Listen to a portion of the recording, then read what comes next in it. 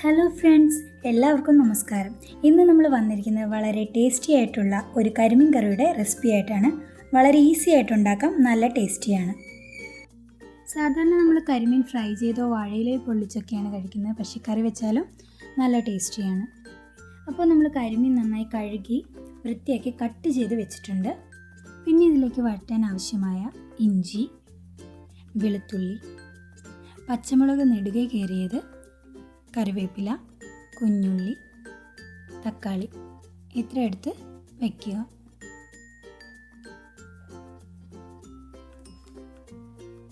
ഇതിലേക്ക് ആവശ്യമായ 1-ാം പാലും 2-ാം പാലും എടുത്ത് വെച്ചിട്ടുണ്ട്. ശേഷം നമ്മൾ ചട്ടി ചൂടായി വരുമ്പോൾ വെളിച്ചെണ്ണ ഒഴിച്ച് കൊടുക്കുക. വെളിച്ചെണ്ണ ഒഴിച്ചതിന് ശേഷം കടുക് പൊട്ടിക്കുക. കടുക് ഒന്ന് പൊട്ടി വരുമ്പോഴത്തേക്കും ജസ്റ്റ് ഒന്ന് ഉലുവ ഇട്ട് കൊടുക്കുക. ഇത് രണ്ടും മൂത്ത് വരുമ്പോഴത്തേക്കും നമുക്കിതിലേക്ക് അരിഞ്ഞു വെച്ചിരിക്കുന്ന വെളുത്തുള്ളി, ഇഞ്ചി, പച്ചമുളക്, ചെറിയുള്ളി എന്നിവയെല്ലാം ചേർത്ത് നന്നായി വഴറ്റിയെടുക്കും. ഇത് നന്നായി വഴന്ന് വരാൻ വേണ്ടിയിട്ട് നമുക്കിതിലേക്ക് കുറച്ച് ഉപ്പ് ആഡ് ചെയ്ത് കൊടുക്കാം. ഉപ്പ് ആഡ് ചെയ്ത് കഴിഞ്ഞാൽ നമുക്ക് വേഗം ഇത് വഴന്ന് വരും. അപ്പോൾ ഇത് നന്നായിട്ട് വഴണ്ട് വന്നിട്ടുണ്ട്. ഇനി ഇതിലേക്ക് നമുക്ക് ആവശ്യമായ പൊടികൾ ചേർത്ത് കൊടുക്കാം. ഫസ്റ്റ് 1/2 ടീസ്പൂൺ മഞ്ഞൾപ്പൊടി ആഡ് ചെയ്യാം. പിന്നെ എരിവിനാവശ്യമായ മുളക് പൊടി നമ്മൾ ഒരു 2.5 ടീസ്പൂൺ മുളക് പൊടിയാണ് എടുത്തിരിക്കുന്നത്. അതുപോലെ 1.5 ടീസ്പൂൺ മല്ലിപ്പൊടി.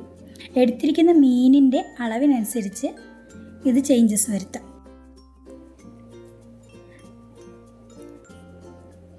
പൊടികളുടെ പച്ചമണം മാറുന്നത് വരെ നന്നായി ഇളക്കിക്കൊണ്ടിരിക്കുക. ഇനി നമുക്കതിലേക്ക് ആവശ്യമായ കുടംപുളി ആഡ് ചെയ്യാം. അത് നന്നായി ചൂടായി വരുമ്പോൾ അതിലേക്ക് 2-ാം പാല് ഒഴിക്കും. തേങ്ങാപ്പാൽ ഒഴിച്ച് നന്നായിട്ട് മിക്സാക്കി ഉപ്പും പുളിയൊക്കെ കറക്റ്റാണെന്ന് ചെക്ക് ചെയ്യുക. അതിലേക്ക് നമുക്ക് ക്ലീൻ ചെയ്ത് വെച്ചിരിക്കുന്ന മീനിൻ്റെ കഷ്ണങ്ങൾ ചേർത്ത് നന്നായി വറ്റിച്ചെടുക്കാം.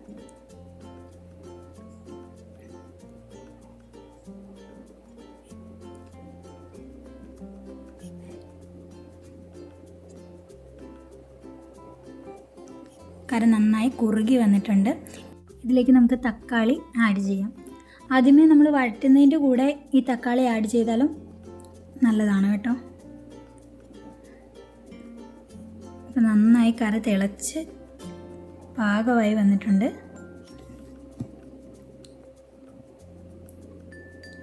അപ്പോൾ നമ്മുടെ കറി ഏകദേശം റെഡിയായി വന്നിട്ടുണ്ട്.